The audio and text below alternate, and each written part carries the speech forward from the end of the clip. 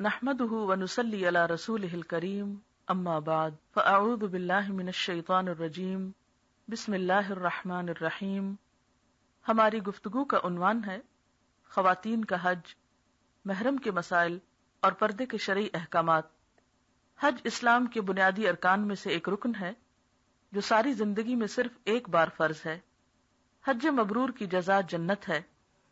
خواتین، بوڑھے اور کمزور لوگوں کو حج کا ثواب جہاد کے برابر ملتا ہے۔ حج اور عمرہ کرنے والوں کی دعائیں قبول ہوتی ہیں۔ اگر کوئی حج پر جاتے ہوئے راستے میں فوت ہو جائے تو بھی اسے حج کا پورا ثواب مل جاتا ہے۔ مرنے والے پر حج فرض ہو تو اس کے وارثوں کو اس کی طرف سے حج بدل کرنا چاہیے۔ حج کثیر المقاصد اور کثیر الفوائد عبادت ہے۔ وسائل رکھنے کے باوجود حج نہ کرنے والا مسلمان نہیں۔ استطاعت رکھنے والوں پر حج کرنا فرض ہے۔ وَلِلَّهِ عَلَى النَّاسِ حِجُّ الْبَيْتِ مَنِ اسْتَطَاعَ إِلَيْهِ سَبِيلًا وَمَنْ كَفَرَ فَإِنَّ اللَّهَ غَنِيٌّ عَنِ الْعَالَمِينَ۔ لوگوں پر اللہ کا یہ حق ہے کہ جو اس گھر تک پہنچنے کی استطاعت رکھتا ہو وہ اس کا حج کرے، اور جو کوئی اس حکم کی پیروی سے انکار کرے تو اسے معلوم ہو جانا چاہیے کہ اللہ تمام دنیا والوں سے بے نیاز ہے۔ تو اس سے پتہ چلتا ہے کہ حج ہر صاحب حیثیت مسلمان مرد اور عورت پر فرض ہے، لیکن سفر حج کے لیے عورت کے ساتھ خاوند یا کسی محرم کا ہونا شرط ہے۔ رسول اللہ صلی اللہ علیہ وسلم نے فرمایا، کوئی مرد کسی عورت سے تنہائی میں نہ ملے الا یہ کہ اس کا محرم ساتھ ہو، نہ ہی کوئی عورت محرم کے بغیر سفر کرے۔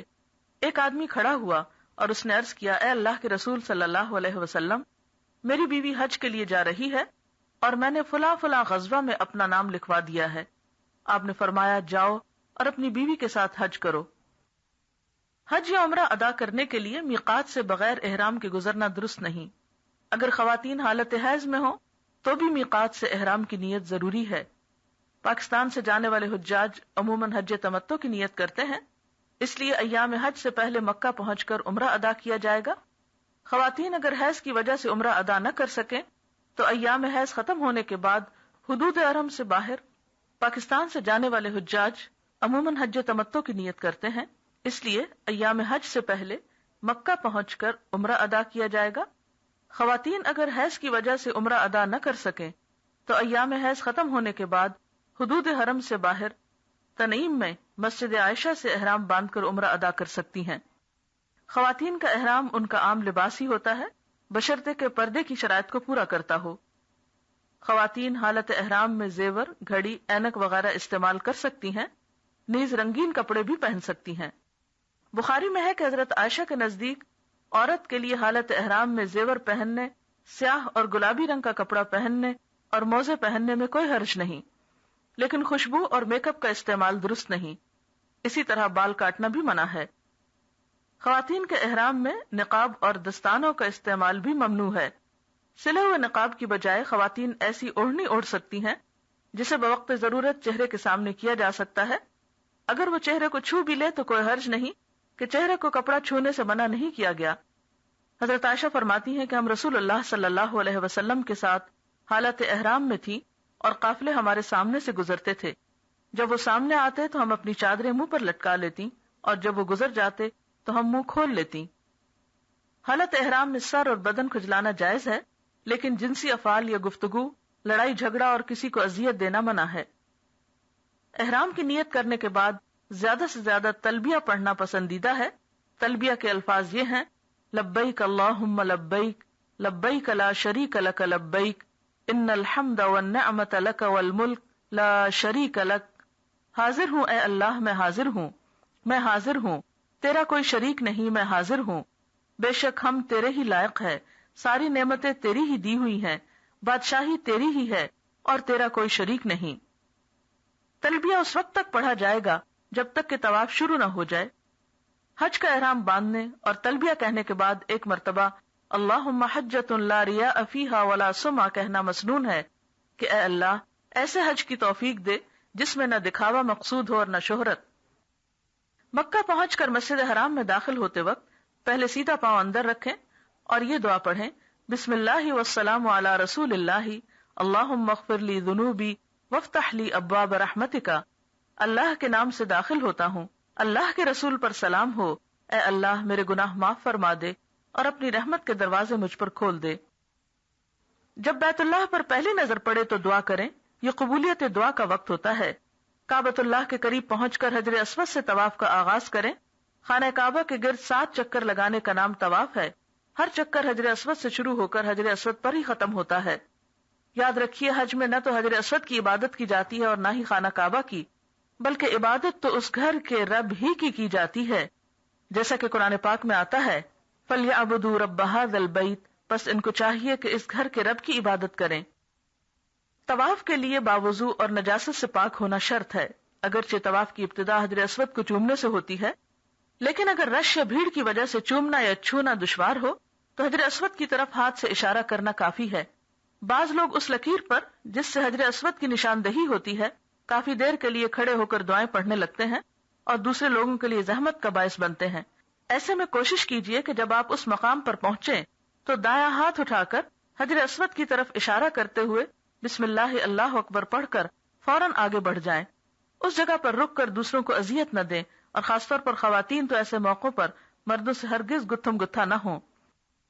حجر اسود کے علاوہ رکن یمانی کو چھونا بھی مسنون ہے، لیکن اگر ایسا ممکن نہ ہو تو اشارے کی ضرورت نہیں، اور بھیڑ کے وقت خاص طور پر رکن یمانی کو چھونے کی کوشش نہ کی جائے۔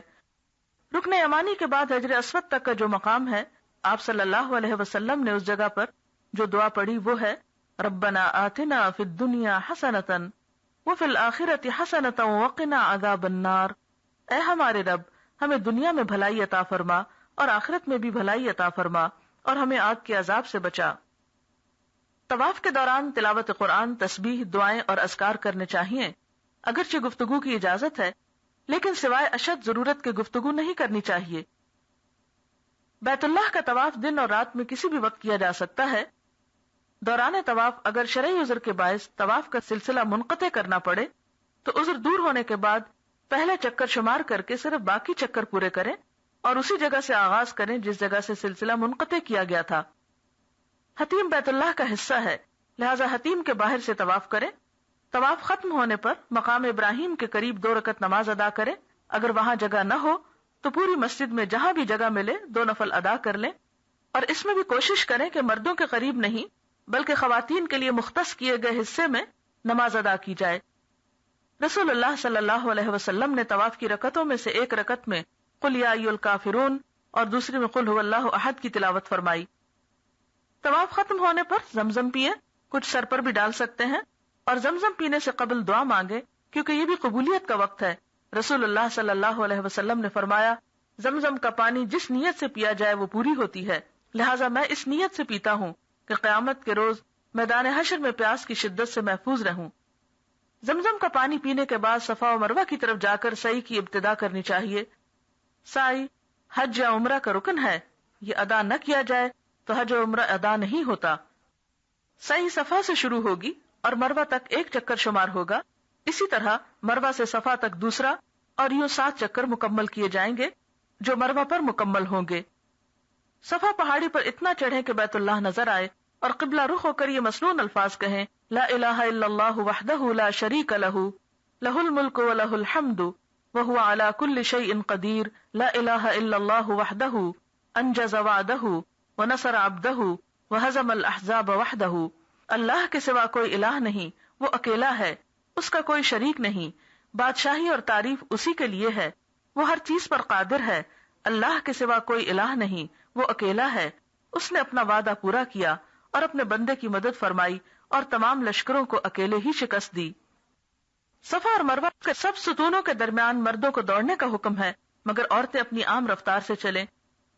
کسی عذر کی بنا پر سواری پر بھی سعی کی جا سکتی ہے۔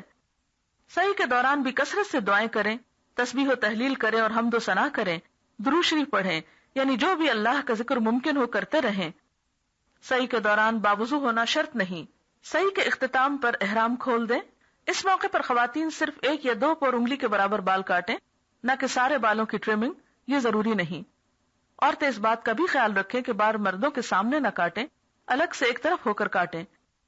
عمرہ مکمل ہونے پر جب مسجد سے باہر نکلیں تو بایاں پاؤں پہلے مسجد سے نکالیں اور یہ دعا پڑھیں بسم اللہ والسلام علی رسول اللہ اللہم اغفر لی ذنوبی وَافْتَحْ لِي أَبْوَابَ فَضْلِكَ، اللہ کے نام کے ساتھ مسجد سے نکلتا ہوں، اللہ کے رسول پر سلام ہو، اے اللہ میرے گناہ معاف فرما اور اپنے فضل کے دروازے میرے لیے کھول دے۔ عمرے کی ادائیگی کے بعد ایام حج تک قیام مکہ کے دوران اگر آپ مسجد حرام میں نماز پڑھ رہے ہیں تو اس صورت میں باجماعت نماز کی ادائیگی کا طریقہ اچھی طرح سیکھ لیں، خاص طور پر صف درست رکھنے کی کوشش کریں۔ اگر کوئی دوسرا دور بھی کھڑا ہے تو آپ اس کے ساتھ جڑ جائیں۔ نماز میں امام سے پہلے نہ رکوع اور سجدے کی طرف جائیں اور نہ ہی امام سے پہلے سر اٹھائیں، ہر سٹیپ پر امام کی اقتداء کرنا لازم ہے۔ اسی طرح حرم پاک میں فرض نماز کے بعد عموماً نماز جنازہ پڑھی جاتی ہے۔ خواتین وہاں جب موجود ہوں تو نماز میں شریک ہو سکتی ہیں۔ اس کے لیے آپ کو نماز جنازہ ادا کرنے کا طریقہ بھی آنا چاہیے اور میت کی بخشش کی مسنون دعا بھی یاد کر لی جائے تو بہتر ہے۔ مسجد کی صفائی ستھرائی کا، بلکہ صرف مسجد نہیں باہر بھی ہر طرف صفائی ستھرائی کا خاص خیال رکھیں۔ خواتین آپس میں ایک دوسرے کو سلام کریں، اپنی جسمانی طہارت کا بھی خیال رکھیں اور عمومی طور پر ایک بھائی چارے کی فضا کا ہونا بے حد ضروری ہے۔ مسجد میں بیٹھ کر دنیاوی باتیں کرنا، شور و غل کرنا نہایت ناپسندیدہ ہے۔ ذو الحج کی 8 تاریخ سے ایام حج شروع ہو جاتے ہیں۔ 8 تاریخ کو، جسے یوم الترویہ کہا جاتا ہے، آپ اپنی رہائش گاہ سے احرام باندھ سکتے ہیں۔ لبیک حجن کہہ کر حج کی نیت کر لیں، احرام باندھتے ہی تلبیہ کا ورد شروع کر دیں۔ ظہر سے قبل تلبیہ کہتے ہوئے منا پہنچے، وہاں ظہر، عصر، مغرب، عشاء اور فجر کی 5 نمازیں ادا کریں۔ خواتین حالت حیض میں طواف کے علاوہ باقی تمام ارکان حج ادا کر سکتی ہیں۔ 9 ذی الحج کو یوم عرفہ کہا جاتا ہے۔ سورج طلوع ہونے کے بعد منا سے عرفات کی طرف روانگی ہوگی۔ راستے میں تکبیر و تحلیل اور تربیہ پکارا جائے گا۔ زوال آفتاب کے بعد امام کا خطبہ ہوتا ہے، پھر ظہر اور عصر کی نمازیں ادا کی جاتی ہیں۔ اس روز میدان عرفات میں زوال آفتاب سے لے کر غروب آفتاب تک قبلہ رخ ہو کر وقوف کیا جائے گا۔ وقوف عرفہ فرض ہے، اگر یہ رہ جائے تو حج ادا نہیں ہوتا، نہ ہی فدیہ یا دم سے اس کی تلافی ہوگی۔ وقوف عرفہ کے دوران زیادہ سے زیادہ کھڑے ہو کر تلبیہ، تکبیر اور مسنون دعائیں پڑھنی چاہیے۔ آج کا دن دعاؤں کی قبولیت کا دن ہے، آگ سے برات کا دن ہے، بخشش کا دن ہے۔ ہاتھ اٹھا کر زیادہ سے زیادہ اپنے لیے، رشتہ داروں کے لیے، عزیزوں کے لیے، امت مسلمہ اور تمام انسانیت کی بھلائی کے لیے خوب خوب دعائیں مانگیے۔ یہ وقت نہایت اہم وقت ہے، اس کو صرف کھانے پینے اور آرام کرنے یا گپ شپ میں بالکل ضائع نہ کریں، معلوم نہیں زندگی میں آئندہ ایسا موقع ملتا ہے یا نہیں۔ رسول اللہ صلی اللہ علیہ وسلم نے فرمایا، بہترین دعا عرفہ کے دن کی دعا ہے، اور بہترین کلمات جو میں نے کہے اور مجھ سے پہلے انبیاء نے کہے وہ یہ ہیں، لا الہ الا اللہ وحدہ لا شریک لہ لہ الملک ولہ الحمد وہو علی کل شیء قدیر۔ رسول اللہ صلی اللہ علیہ وسلم نے فرمایا، عرفہ کے علاوہ کوئی دن ایسا نہیں جس میں اللہ تعالیٰ کثرت سے بندوں کو آگ سے آزاد کر دے۔ یاد رکھیے یوم عرفہ کے دن حاجیوں کے لیے روزہ رکھنا منع ہے۔ سورج غروب ہوتے ہی مغرب کی نماز ادا کیے بغیر وقار اور سنجیدگی کے ساتھ تلبیہ کہتے ہوئے میدان عرفات سے مزدلفہ کی طرف آ جائیں۔ اب 9 اور 10 ذی الحجہ کی درمیانی رات مزدلفہ میں بسر کرنا واجب ہے، یہاں مغرب اور عشاء کی نمازیں ادا کی جائیں گی۔ مزدلفہ کی تمام رات جاگ کر عبادت کرنے کی بجائے کچھ حصے میں سونا مسنون ہے۔ نماز فجر کے بعد قبلہ رخ کھڑے ہو کر روشنی کے پھیلنے تک ہاتھ اٹھا کر خوب خوب دعائیں مانگے، پھر تلبیہ پڑھتے ہوئے سکون اور وقار کے ساتھ مزدلفہ سے منا کی طرف روانہ ہو جائیں۔ 10 ذی الحج کو یوم النحر کہا جاتا ہے۔ اس روز منا پہنچ کر سب سے پہلے جمرہ عقبہ کو کنکریاں مارے، پھر قربانی کریں، بال کٹوائیں، اس کے بعد مکہ مکرمہ جا کر طواف افاضہ کریں۔ ان مناسک کی ترتیب میں فرق بھی کیا جا سکتا ہے، اگر آج آپ کسی وجہ سے طواف نہ کر سکیں تو اگلے روز یا اس کے بعد بھی طواف کیا جا سکتا ہے۔ خصوصاً خواتین اگر حالت حیض میں ہوں تو آئندہ چند روز میں پاک ہونے کے بعد بھی طواف کر سکتی ہیں۔ یاد رکھیے یہ طواف فرض ہے، اس کے بغیر حج مکمل نہ ہوگا۔ جب تک طواف افاضہ نہ کر لیا جائے اس وقت تک عورت اپنے شوہر پر حلال نہیں ہوتی۔ 11، 12، 13 ذی الحج ایام تشریق کہلاتے ہیں۔ یہ دن ذکر الہی کے دن ہیں۔ ایام تشریق کی راتیں منا میں بسر کرنی واجب ہیں۔ اگر کوئی شخص 13 ذی الحج تک منا میں نہ ٹھہرنا چاہے تو 11 اور 12 کے 2 دن ٹھہرنے کے بعد بھی واپس آ سکتا ہے۔ ان دنوں میں روزانہ تینوں جمرات، جمرہ اولا، وسطی اور عقبہ کو بالترتیب کنکریاں مارنی واجب ہیں، یاد رکھیے ہر جمرہ کو 7 کنکریاں ماری جائیں گی اور ہر کنکری مارتے وقت اللہ اکبر پڑھا جائے گا. بچوں، بوڑھوں اور بیماروں کی طرف سے رمی کرنا جائز ہے. کنکریاں مارنے کے بعد ایک طرف کو ہٹ کر قبلہ رخ ہو کر دعا کی جائے تو وہ بھی قبولیت کا وقت ہے. حج کے موقع پر قربانی کرنا واجب ہے، لیکن اگر کسی میں قربانی کرنے کی استطاعت نہ ہو تو وہ حج کے دنوں میں 3 اور گھر جا کر 7 روزے رکھے. اس کے ساتھ ہی حج کے مناسک پورے ہو جاتے ہیں. اور آخری چیز مکہ مکرمہ سے رخصت ہوتے وقت طواف وداع کرنا ہے، جو کہ واجب ہے، لیکن حائضہ عورت کو اس کی رخصت ہے. حج مکمل ہونے کے بعد یا اس سے پہلے مدینہ کی زیارت بھی اس سفر میں کر لینا باعث سعادت ہے. مدینہ میں مکہ کی نسبت دگنی برکت رکھی گئی ہے. حضرت انس فرماتے ہیں کہ جب رسول اللہ صلی اللہ علیہ وسلم سفر سے واپس تشریف لاتے اور مدینہ منورہ کی دیواروں کو دیکھتے تو مدینہ کی محبت میں سواری کو تیز کر دیتے تھے. مسجد میں باقاعدہ حاضری دینا اور نمازیں پڑھنا باعث اجر و ثواب ہے. رسول اللہ صلی اللہ علیہ وسلم نے فرمایا، میری اس مسجد میں ایک نماز دوسری مسجدوں کی 1000 نمازوں سے افضل ہے سوائے مسجد حرام کے. آپ نے یہ بھی فرمایا کہ میرے گھر اور ممبر کے درمیان کا حصہ باغیچہ ہے جنت کے باغیچوں میں سے، اور میرا ممبر میرے حوض پر ہے. مسجد میں داخل ہو کر بیٹھنے سے قبل تحیت المسجد 2 رکعت ضرور ادا کریں. مدینہ منورہ میں جب روضہ رسول پر حاضری دیں تو اس وقت بہت صبر و تحمل سے کام لیں. چونکہ خواتین کے لیے اوقات زیارت کا دورانیہ کم ہوتا ہے، اس لیے عموماً بہت بھیڑ ہو جاتی ہے اور بعض اوقات بے صبری کا ثبوت دیتے ہوئے لوگ ایک دوسرے کو دھکے بھی دینے لگتے ہیں. یاد رکھیے آپ ایک ایسی جگہ پر کھڑے ہیں جہاں ادب اور احترام لازم ہے. اس موقع پر کثرت کے ساتھ درود شریف پڑھیے، روضۃ الجنہ میں نفل پڑھیے، اللہ تعالیٰ سے دعائیں مانگیے تاکہ قیامت کے روز آپ صلی اللہ علیہ وسلم کی رفاقت اور شفاعت نصیب ہو. رسول اللہ صلی اللہ علیہ وسلم کی قبر مبارک کے پاس السلام علیکہ یا رسول اللہ کہہ کر سلام پڑھیے. اسی طرح حضرت ابوبکر اور حضرت عمر رضی اللہ تعالیٰ عنہما کی بھی قبریں پاس ہیں، ان دونوں کو بھی الگ الگ سلام کیجیے. سلام کے بعد پھر درود شریف پڑھیے، قبر کی طرف سجدہ کرنے سے پرہیز کیجیے. مسجد نبوی میں حاضری کے علاوہ مسجد قباء جانے کی بھی بہت فضیلت ہے. رسول اللہ صلی اللہ علیہ وسلم نے فرمایا، جو پاک ہو کر اپنے گھر سے مسجد قباء میں جا کر نماز پڑھے تو اس کو عمرے کے برابر ثواب ملتا ہے. اللہ تعالیٰ عازمین حج کو حج مبرور کی توفیق عطا فرمائے، آمین. وآخر دعوانا الحمد للہ رب العالمین. سبحانک اللہم و بحمدک، نشہد ان لا الہ الا انت، نستغفرک و نتوب الیک. والسلام علیکم و رحمۃ اللہ وبرکاتہ.